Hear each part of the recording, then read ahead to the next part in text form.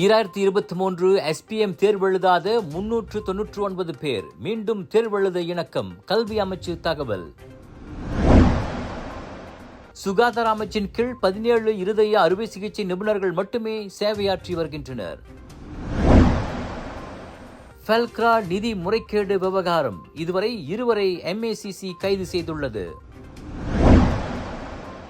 லங்காவியை முஸ்லிம்களுக்கு விருப்பமானது என முத்திரை குத்துவதா? மாசிசா கண்டனம். தலைநகரில் பிச்சை எடுக்க இருமல் மருந்தை பயன்படுத்தி குழந்தைகளை தூங்க வைக்கும் கும்பலின் நடவடிக்கை அம்பலம். 79 பேர் கைது.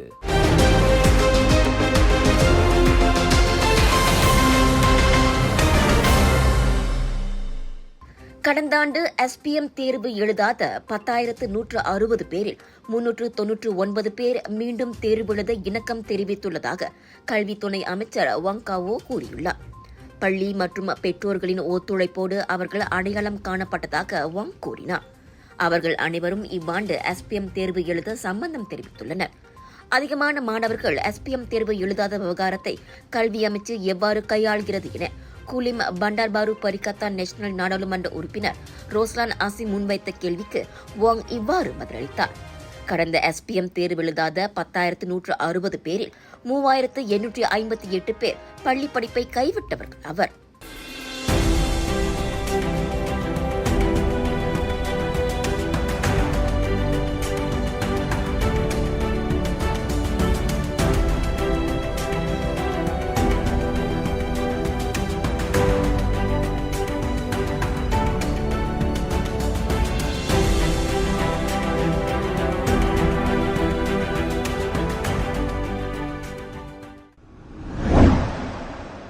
தற்போது சுகாதார அமைச்சின் கீழ் 17 இருதய அறுவை சிகிச்சை நிபுணர்கள் மட்டுமே சேவையாற்றி வருகின்றனர் என நாடாளுமன்றத்தில் தெரிவிக்கப்பட்டது.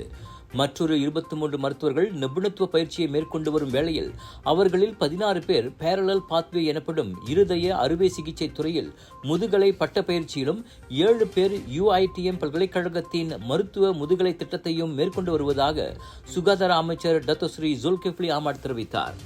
இருதய அறுவை சிகிச்சை நிபுணர்களின் பற்றாக்குறையின் சிக்கலை சமாளிக்க சுகாதார அமைச்சு தொடர்ந்து முயற்சியை மேற்கொண்டு வருவதாகவும் அவர் கூறினார். மலேசியர்களுக்கான மருத்துவ நிபுணர்களின் சேவைகளை மேலும் மேம்படுத்தவும் விரிவுபடுத்தவும் கூட்டரசு மருத்துவ நிபுணர்களுக்கான உபகார சம்பள எண்ணிக்கையை ஆண்டுதோறும் 1,650 இடங்களாக உயர்த்துவதும் அதில் அடங்கும் என்று ஜுல்கிஃப்லி சுட்டிக்காட்டினார். சுகாதார அமைச்சின் பேரலல் பாத்வே திட்டத்தின் மூலம் 600 இடங்கள் வழங்கப்படும். மேலும் சிறப்பு பயிற்சிக்கான வாய்ப்புகளையும் சுகாதார அமைச்சு அதிகரித்து வருகிறது என்றார் அவர். இருதய அறுவை சிகிச்சை நிபுணர்களின் பற்றாக்குறையால் அரசு மருத்துவமனைகளில் உள்ள சுமார் 1,500 நுரையீரல் மற்றும் இருதய நோயாளிகள் மிகவும் சிரமத்திற்கு உள்ளாகியுள்ளதாக மார்ச் மாதம் உள்ளூர் ஆங்கில தினசரி செய்தி வெளியிட்டிருந்தது.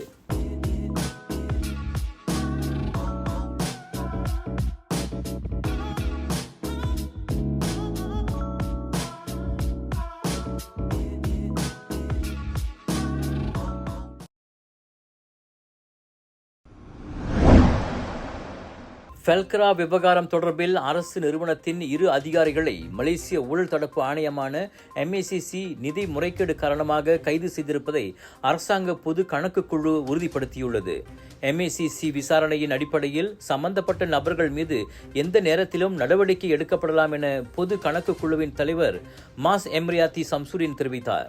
ஃபெல்க்ரா மூத்த அதிகாரிகளை கைது செய்ய வழிவகுத்த பல தகவல்கள் MACC நடவடிக்கையில் கண்டறியப்பட்டுள்ளன என்று கடந்த மாதம் பொது கணக்கு குழுவின் மூத்த உறுப்பினர் ஜஹீர் ஹசன் தெரிவித்திருந்தார். 2019 ஆண்டு MACC எடுத்த உடனடி நடவடிக்கையில் ஃபெல்க்ராவில் நிதி முறைகேடு நடந்திருப்பதை MACC கண்டுபிடித்தது. அதிகாரத்தை தவறாக பயன்படுத்தியதாகவும் 1.2 மில்லியன் ரிங்கிட் மதிப்பிலான வளர்ச்சி திட்டத்திற்காக நிதி அமைச்சிடமிருந்து கிடைக்கப்பெற்ற நிதியை தவறாக பயன்படுத்தியதாகவும் சந்தேகத்தின் பேரில் ஒரு அரசாங்க நிறுவனத்தின் 2 மூத்த அதிகாரிகளை மே மாதம் புத்ராஜயா MACC அதிகாரிகள் கைது செய்தனர்.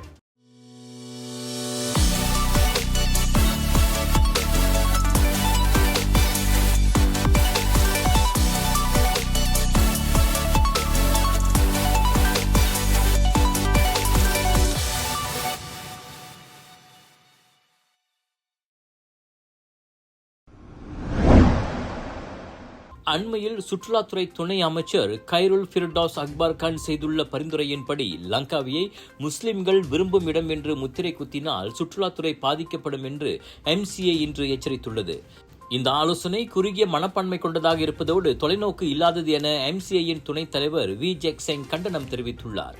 உலகெங்கிலும் உள்ள சுற்றுலா பயணிகளை ஈர்க்கும் வகையில் வரியற்ற கொள்கைகள் மற்றும் அழகிய கடற்கரைகளுக்கு பெயர் பெற்ற இடமாக லங்காவி புகழ் பெற்றுள்ளது. முஸ்லிம் சுற்றுலாவுக்காக லங்காவியை வரையறைப்படுத்துவது அந்த தீவின் சுற்றுலாவை குறைத்து நிதி இழப்புகளுக்கு வழிவகுக்கும் என்று தஞ்சோங் பியாய் நாடாளுமன்ற உறுப்பினருமான வி ஜெக்செங் கூறினார்.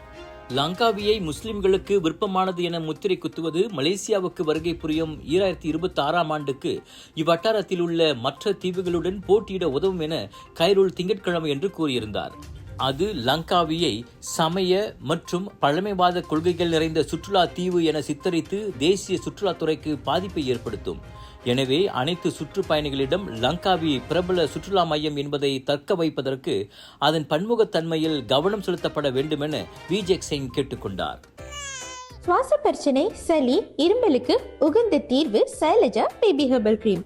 துளசி, கரிஞ்சீரகம், கிராம்பு போன்ற மூலிகைகளால் கொண்டு தயாரிக்கப்பட்டுள்ள சைலஜா பேபி ஹெர்பல் கிரீம் உங்கள் குழந்தைக்கு சிறந்த தேர்வு. தலைநகர் ஜலான் சுல்தான் அஸ்லான் ஷாவில் நேற்றிரவு குடிநுழைவுத்துறை அதிகாரிகள் மேற்கொண்ட அதிரடி சோதனையில் சுற்று வட்டார பகுதியில் பிச்சை எடுக்க அந்நிய நாட்டவர்களையும் குழந்தைகளையும் பயன்படுத்தும் கும்பலின் நடவடிக்கைகள் முறியடிக்கப்பட்டன.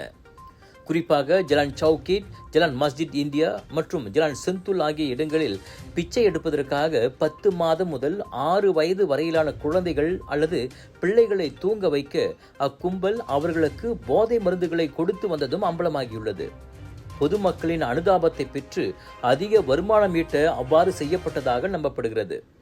நேற்றிரவு மணி 9 வாக்கில் சம்பந்தப்பட்ட அந்நிய நாட்டவர்கள் தங்கியிருந்த 4 மாடி கடை வீடு ஒன்றை அதிகாரிகள் சோதனையிட்ட போது இருமல் மருந்து போத்தல்கள் சில கைப்பற்றப்பட்டன. அதோடு அங்கு சலவை மற்றும் தொடர்பு சாதனங்களை விற்கும் கடை மற்றும் சிகை அலங்கார நிலையம் என்ற போர்வையில் செயல்பட்டு வந்த போலி கடப்பிதழ் தயாரிப்பு கும்பலின் நடவடிக்கைகளும் முறியடிக்கப்பட்டுள்ளது. அச்சோதனை நடவடிக்கை வாயிலாக ஒரு உள்நாட்டு ஆடவனுடன் 79 அந்நிய நாட்டவர்கள் கைது செய்யப்பட்டதை கோலாலம்பூர் குடிநுழைவுத்துறை இயக்குனர் வான் முகமது சௌபி வான் யூசுப் உறுதிப்படுத்தினார். மேல் விசாரணைக்காக அவர்கள் அனைவரும் புக்கிட் ஜலீல் குடிநுழைவுத்துறை தடுப்பு முகாமிற்கு கொண்டு செல்லப்பட்டனர்.